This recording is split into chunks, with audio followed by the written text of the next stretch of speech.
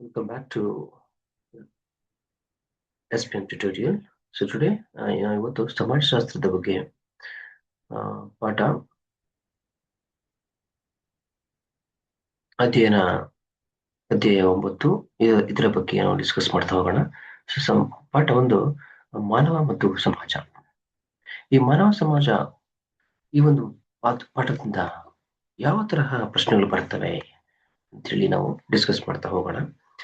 Okay, ಅದಕ್ಕಿಂತ ಮುಂಚಿತವಾಗಿ ಒಂದಷ್ಟು ಪರಿಚಯ ಮಾಡ್ಕೊಳ್ಳೋಣ. ಜಗತ್ತಿನ ಜೀವಜಂತುಗಳಲ್ಲಿ ಮಾನವರು ಮಾತ್ರ ತಮ್ಮ ಇರುವಿಕೆ ಬಗ್ಗೆ ಅರಿವನ್ನು ಹೊಂದಿದ್ದಾರೆ, ಹೌದಲ್ವಾ? ಸೊ ಪ್ರಾಣಿಗಳ ಬಗ್ಗೆ ಆಗ್ಬೋದು, ಪಕ್ಷಿಗಳಾಗ್ಬೋದು, ಮತ್ತೆ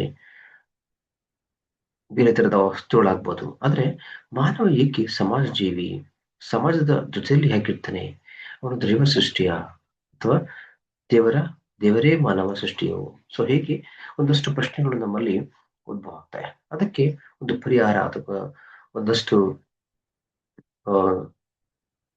ರೈಟರ್ಸ್ ಅಥವಾ ಒಂದು ಸೋಷಿಯಲಿಸ್ಟ್ ಸಮಾಜಶಾಸ್ತ್ರಜ್ಞರು ಹೇಳಿರ್ತಕ್ಕಂತಹ ಒಂದು ಮಾತನ್ನ ನಾವು ನೋಡ್ತಾ ಹೋದಾಗ, ಇಂತಹ ಒಂದು ಪ್ರಯತ್ನದ ಫಲವಾಗಿ ಹೊಸದೊಂದು ಅಧ್ಯಯನ ಶಾಸ್ತ್ರ ಹುಟ್ಟುಕೊಳ್ತದೆ. ಆ ಅಧ್ಯಯನ ಶಾಸ್ತ್ರವೇ ಸಮಾಜಶಾಸ್ತ್ರ. ಅಂದ್ರೆ ಮಾನವ ಯಾರು ಅನ್ನೋದ್ರ ಬಗ್ಗೆ ಅಧ್ಯಯನ ಮಾಡ್ತಾ ಹೋದಾಗ ನಮ್ಗೆ ಸಿಕ್ಕಂಥದ್ದು ಒಂದಷ್ಟು ಮಾಹಿತಿ. ಅದು ಆ ಒಂದು ಅಧ್ಯಯನವನ್ನ ನಾವು ಸಮಾಜಶಾಸ್ತ್ರ ಅಂತ ಕರಿತೀವಿ. ಸಮಾಜಶಾಸ್ತ್ರ ಶಬ್ದದ ಅರ್ಥಾರ್ಥಕ ಪದ ಸೋಷಿಯಾಲಜಿ ಕೇಳಿದ್ರೆ ಸೋಷಿಯಾಲಜಿ. ಸೋಷಿಯಾಲಜಿ ಇದು ಆಂಗ್ಲ ಪದವೂ ಆಗಿರ್ಬೋದು, ಆದ್ರೆ ಲ್ಯಾಟಿನ್ ಭಾಷೆಯ ಸೋಷಿಯಸ್ ಎಂತಕ್ಕಂಥ ಪದದಿಂದ ಬಂದಿದೆ. ಸೊ ಸೋಷಿಯಸ್ ಮತ್ತೆ ಗ್ರೀಕ್ ಭಾಷೆಯ ಲೋಗೋಸ್ ಪದಗಳ ಜೋಡಣೆಯಿಂದ ಬಂದಿರತಕ್ಕಂತಹ ಒಂದು ಸಮಾಜಶಾಸ್ತ್ರ ಅಂತ ಪದವಾಗಿದೆ. ಮತ್ತೆ ಈ ಪದವನ್ನ ಮೊದಲ ಬಾರಿಗೆ ಇದನ್ನ ಪರಿಚಯ ಮಾಡಿದಂಥವರು ಅಗಸ್ಟ್ ಕಾಮ್ಟೆ. ಅದಕ್ಕೆ ಇವ್ರನ್ನ ಸಮಾಜಶಾಸ್ತ್ರದ ಪಿತಾಮಹ ಅಂತಲೂ ಕರಿತೀವಿ. ಸಮಾಜಶಾಸ್ತ್ರದ ಪಿತಾಮಹ ಅಂತ ಕರಿತೀವಿ. ಓಕೆ, ಸೊ ಅಗಸ್ಟ್ ಕಾಮ್ಟೆ ಅವರ ಪ್ರಕಾರ ಒಂದಷ್ಟು ಅವರು ಮಾಹಿತಿನ ಕೊಟ್ಟಿದ್ದಾರೆ. ಏನಪ್ಪಾ ಅಂದ್ರೆ ಸಾಮಾಜಿಕ ಕ್ರಮ ಮತ್ತು ಸಾಮಾಜಿಕ ಪ್ರಗತಿ, ಇದರ ಬಗ್ಗೆ ಸಂಬಂಧಿಸಿದಂತಹ ಅಧ್ಯಯನ. ಅಗಸ್ಟ್ ಕಾಮ್ಟೆ ಸಾಮಾಜಿಕ ಕ್ರಮ, ಸಾಮಾಜಿಕ ಪ್ರಗತಿ, ಅದಕ್ಕೆ ಸಂಬಂಧಪಟ್ಟಂತಹ ಒಂದು ಅಧ್ಯಯನವನ್ನ ಸಮಾಜಶಾಸ್ತ್ರ ಅಂತ ಕರಿತೀವಿ. ನೆಕ್ಸ್ಟ್ ಮೆಕೆವರ್ ಮತ್ತು ಪೇಜ್ ಅವರ ಪ್ರಕಾರ ಸಾಮಾಜಿಕ ಸಂಬಂಧಗಳು. ಮೆಕೆವರ್ ನೆನಪಿಟ್ಕೊಳ್ಳಿ. ಮೆಕೆವರ್ ಬಂದ್ರೆ ಸಾಮಾಜಿಕ ಸಂಬಂಧಗಳ ಬಗ್ಗೆ, ಅಗಸ್ಟ್ ಕಾಮ್ಟೆ ಸಾಮಾಜಿಕ ಕ್ರಮ ಮತ್ತೆ ಪ್ರಗತಿ ಬಗ್ಗೆ. ಇವೆರಡು ವಾಕ್ಯಗಳು ತುಂಬಾನೇ ಮುಖ್ಯ. ಮೆಕೆವರ್ ಮತ್ತೆ ಪೇಜ್ ಸಾಮಾಜಿಕ ಸಂಬಂಧಗಳನ್ನ ಅಧ್ಯಯನ ಮಾಡ್ತಕ್ಕಂಥದ್ದೇ ಸಮಾಜಶಾಸ್ತ್ರ. ಸಮಾಜಶಾಸ್ತ್ರದ ಅಧ್ಯಯನದ ಮಹತ್ವ ತಿಳಿದುಕೊಳ್ಳಲು ಬಂದಾಗ ಇಲ್ಲಿ ವ್ಯಕ್ತಿತ್ವ ಬೆಳವಣಿಗೆಗೆ ಸಹಾಯವಾಗುತ್ತದೆ. ಅಂದ್ರೆ ಸಮಾಜಶಾಸ್ತ್ರ ಹೇಗೆಲ್ಲ ನಮ್ಗೆ ಒಂದಷ್ಟು ಮಾಹಿತಿಯನ್ನು ಕೊಡುತ್ತೆ, ಯಾವ ತರಹ ಸಹಾಯ ಮಾಡುತ್ತೆ ಅಂದ್ರೆ ವ್ಯಕ್ತಿತ್ವ ಬೆಳವಣಿಗೆಗೆ ಸಹಾಯವಾಗುತ್ತದೆ, ಸಾಮಾಜಿಕ ಸಮಸ್ಯೆಗಳಿಗೆ ಪರಿಹಾರವನ್ನ ಒದಗಿಸ್ತಾ ಹೋಗುತ್ತೆ. ನೆಕ್ಸ್ಟ್ ಆಧುನಿಕ ಸನ್ನಿವೇಶಗಳು ಮತ್ತು ಬೆಳವಣಿಗೆಯ ಜ್ಞಾನವನ್ನ ನೀಡ್ತಾ ಹೋಗುತ್ತೆ. ಸೊ ನಿಮ್ಗೆ ಇದನ್ನ ಕೇಳ್ಬೋದು MCQಗೆ ಯಾವ ತರ ಅಂತಂದ್ರೆ ಸಮಾಜಶಾಸ್ತ್ರದ ಅಧ್ಯಯನ ಮಹತ್ವ, ಇದರಲ್ಲಿ ಯಾವುದು ಸರಿ ಯಾವುದು ತಪ್ಪು ಅಂತ ಹೇಳಿ ಹೇಳ್ತಾ ಹೋಗ್ಬೋದು. ಸೊ ಸ್ವಲ್ಪ ಈಸಿ ಕೊಡ್ತಾರೆ ಇದನ್ನ. ಓಕೆ, ಅದನ್ನ ನೋಡ್ಕೊಂಡ್ರೆ ಇಲ್ಲಿರ್ತಕ್ಕಂತಹ ಪಾಯಿಂಟ್ಸು ನಿಮ್ಗೆ ಬರೀಲಿಕ್ಕೆ ಈಸಿ ಆಗುತ್ತೆ.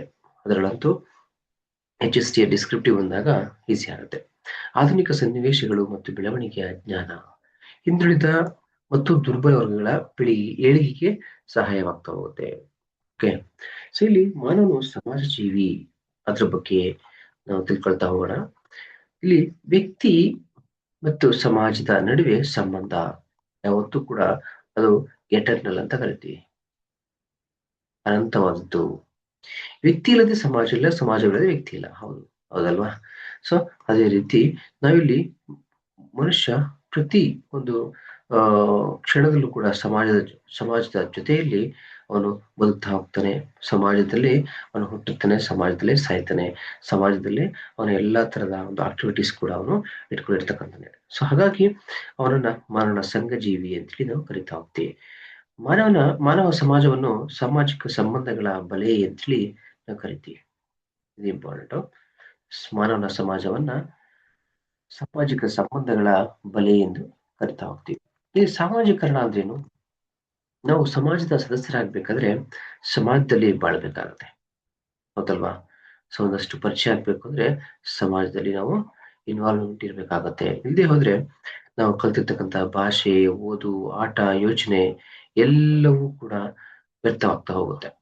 ಸೊ ಹಾಗಾಗಿ ಒಂದು ಕಲಿತುಕೊಳ್ಳುವಂತಹ ಕ್ರಿಯೆಯನ್ನ ಈ ಒಂದು ಸಮಾಜದಲ್ಲಿ ಜೊತೆಯಲ್ಲಿ ಸೇರಿ ಅಲ್ಲಿರ್ತಕ್ಕಂತಹ ಭಾಷೆ, ಅಲ್ಲಿರ್ತಕ್ಕಂತಹ ಆಲೋಚನೆ, ದೈಹಿಕವಾದಂತಹ ಭಾಷೆಗಳನ್ನ ನಾವು ಕಲಿತಾ ಹೋದಂತಹ ಸಮಯದಲ್ಲಿ ಈ ಒಂದು ಕ್ರಿಯೆಯನ್ನು ನಾವು ಸಾಮಾಜೀಕರಣ ಎನ್ನುತ್ತಾ ನಾವು ಬರ್ತೀವಿ.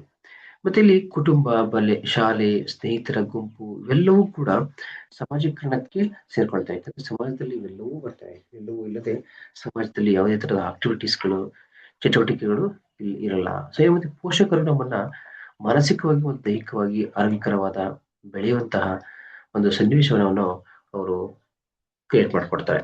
ಮತ್ತೆ ಇಲ್ಲಿ ಶಾಲೆಯಲ್ಲಿ ಔಪಚಾರಿಕ ಶಿಕ್ಷಣ ದೊರೆಯುತ್ತೆ. ಸ್ನೇಹಿತರ ಗುಂಪಿನಲ್ಲಿ ನಾವು ಇತರರೊಡನೆ ಸಹಕರಿಸಿ ಒಟ್ಟಾಗಿ ಬೆಳೀತಾ ಹೋಗ್ತೀವಿ. ಓಕೆ, ಈ ತರದ ಪ್ರಶ್ನೆಗಳನ್ನು ಒಂದಷ್ಟು ಕಡಿಮೆ ಸಿಗ್ತವೆ.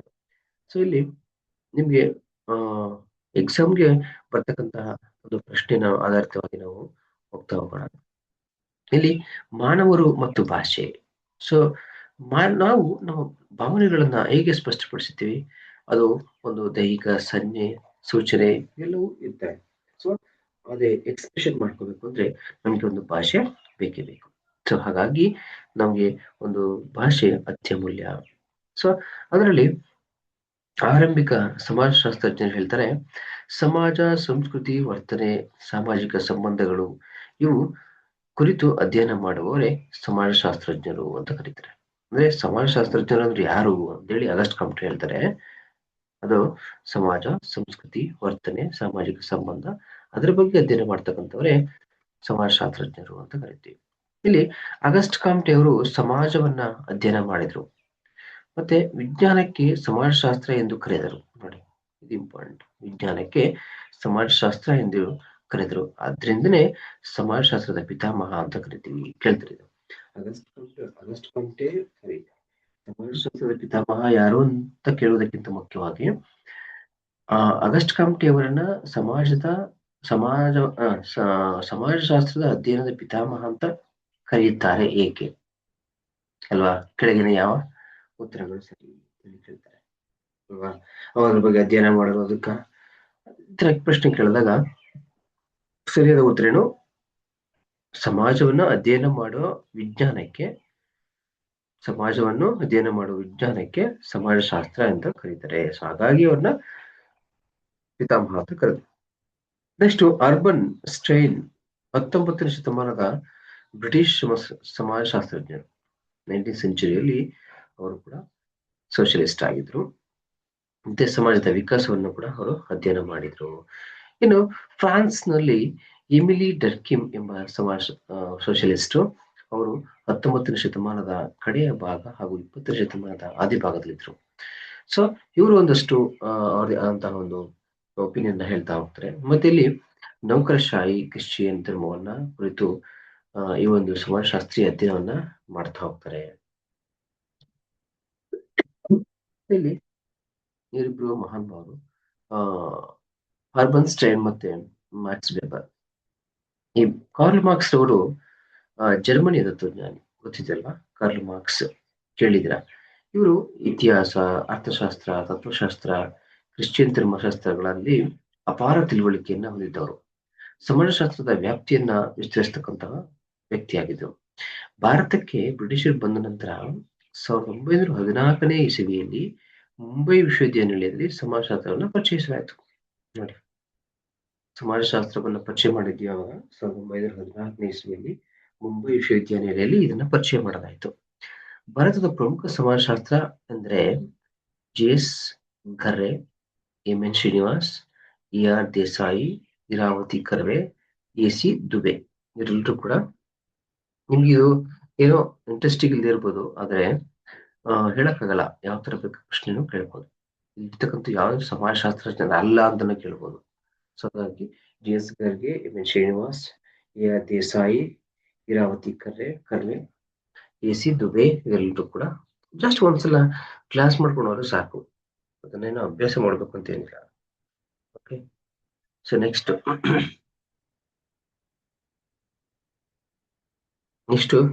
ಮಾನವ ಮತ್ತು ಸಂಸ್ಕೃತಿ. ಇದನ್ನು ಕೂಡ ಕಡಿಮೆ ಇದೆ. ಓಕೆ, ಇಲ್ಲಿ ಸಂಸ್ಕೃತಿ ಇಂಗ್ಲಿಷ್ ನಲ್ಲಿ ಕಲ್ಚರ್ ಅಂತ ನಾವು ಕರಿತೀವಿ. ಇದು ಒಂದು ಸಾಮಾನ್ಯವಾಗಿ ಇತ್ತೀಚಿನ ದಿನಗಳಲ್ಲಿ ಕಲ್ಚರ್ ಅಂತಕ್ಕಂಥದ್ದು ಬಗ್ಗೆ ತುಂಬಾ ಇಂಪಾರ್ಟೆನ್ಸ್ ಕೊಡ್ತೀವಿ. ಈ ಒಂದು ಲ್ಯಾಟಿನ್ ಆದ್ರೆ ಕೊಲೆರೆ ಇದರ ಅರ್ಥ ಜ್ಞಾನ, ಕಲೆ, ನೈತಿಕ ನಿಯಮ, ಈ ತರದ ಒಂದು ವಿಚಾರ ಅರ್ಥಗಳನ್ನ ನಾವು ನೋಡ್ತಾ ಹೋಗ್ತೀವಿ. ಸಂಸ್ಕೃತಿಯು ಆಯಾ ಸಮಾಜದ ಭೌಗೋಳಿಕ ರಚನೆ, ಪರಂಪರೆ. ಸೊ ಈ ರೀತಿಯಾಗಿ ಒಂದು ಸಮಾಜದ ಸಂಸ್ಕೃತಿಯು ಮತ್ತೊಂದು ಸಮಾಜದ ಸಂಸ್ಕೃತಿಗಿಂತ ಭಿನ್ನವಾಗಿರುತ್ತೆ. ಹೌದು, ಒಂದು ಧರ್ಮಕ್ಕಿಂತ ಇನ್ನೊಂದು ಧರ್ಮ ವಿಶೇಷವಾಗಿರುತ್ತೆ. ಸೊ ಈ ರೀತಿಯಾಗಿ ನಾವು ನೋಡ್ತಾ ಹೋಗ್ತೀವಿ. ನಾವಿಲ್ಲಿ ಕರ್ನಾಟಕದ ರಾಜಧಾನಿ ಬೆಂಗಳೂರಿನ ಸುಪ್ರಸಿದ್ಧವಾದ ರಸ್ತೆಯೊಂದರಲ್ಲಿ ನಡೆಸಿದ್ದೇವೆ ಅಂತ ಭಾವಿಸೋಣ. ಸೊ ನಮ್ಗೆ ಇದೇ ರೀತಿ ಉಡುಪುಗಳು ಸಿಗ್ತವೆ, ಅಂದ್ರೆ ಕಣ್ಣಿಗೆ ಬೀಳ್ತವೆ, ಮತ್ತು ಜನಾಂಗದವರು ಕಾಣಿಸ್ಕೊಳ್ತಾರೆ.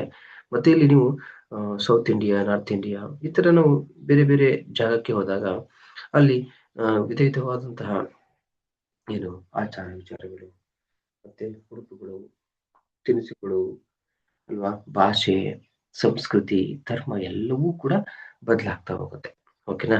ಸೊ ಹಾಗೆ ಇಲ್ಲಿ ನಾವು ಯುನಿಟಿ ಇನ್ ಡೈವರ್ಸಿಟಿ ಅಂತೇಳಿ ನಾವು ಕರಿಬಹುದು ಅಂತ ನನ್ನ ಒಂದು ಭಾವ. ಓಕೆ, ಸೊ ಈ ರೀತಿಯಾಗಿ ಈ ಲೆಸನ್ ಮುಗಿದಿದೆ. ಸೊ ನೆಕ್ಸ್ಟ್ ಮುಂದಿನ ತರಗತಿಯಲ್ಲಿ ನಾವು ಯಾವುದು ಭೂಗೋಳಶಾಸ್ತ್ರದ ಬಗ್ಗೆ ಅಧ್ಯಯನ ಮಾಡ್ತಾ ಹೋಗೋಣ. ಓಕೆ, ಎಷ್ಟು ವಿಡಿಯೋಗಳಿಗೆ ಸಬ್ಸ್ಕ್ರೈಬ್ ಮಾಡಿ, ವಾಚ್ ಮಾಡಿ.